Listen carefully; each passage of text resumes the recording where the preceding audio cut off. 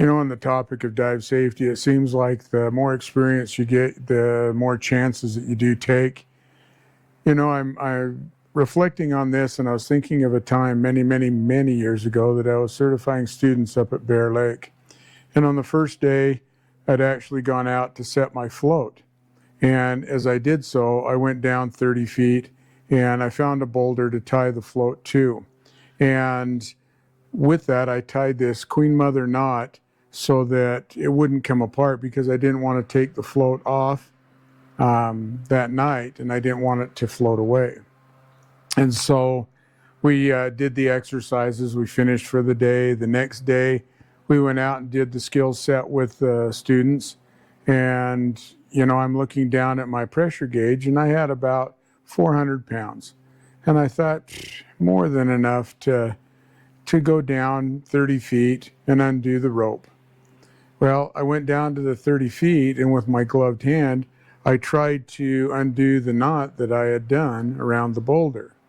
And as I sat there and worked harder and harder, I thought, well, this is nuts. This is taking too long. I'm just going to grab onto the rope and slide it off of the boulder. So I start sliding it off like this, and all of a sudden the boulder actually rolled over, and it rolled on top of my hand with the rope sliding through it. Now, try as I might, I could not pull my hand out from underneath this boulder. And I thought, boy, that was pretty stupid. What else could go wrong? And suddenly, and I'm out of air, 30 feet underwater with my hand trapped underneath the boulder. Now, many of you have seen the dive knife that I have on my equipment. This is my sentimental dive knife, because in that moment of emergency, I pulled out my dive knife and I cut the rope on the boulder, which allowed my hand to go free. I did an emergency swim ascent to the surface, and I looked around after inflating my BCD and realized that I was out there by myself. And with that, I just kind of took the rope and I coiled it up and put it back in the float. And I went back in and I told absolutely nobody about this for many, many years. And I got thinking about it, as we have these stupid close calls, then maybe we should talk to people about it and realize that, I made a mistake. Don't you make the same mistake. But looking at this, I was very grateful for a dive knife. And if people ask me if they should carry a dive knife, I tell them yes. And sometimes I even relate this story.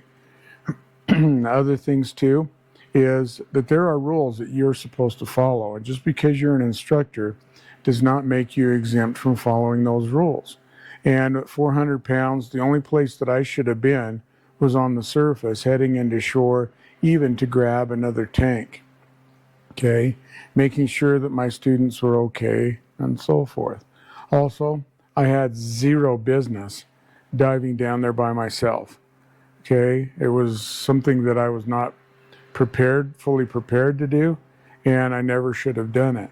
Had I had a dive buddy with me, that whole incident really would have been academic. It would have been something that, thank heavens you were here. But fortunately, it did have a good outcome, and now I get to sit here and tell you my story.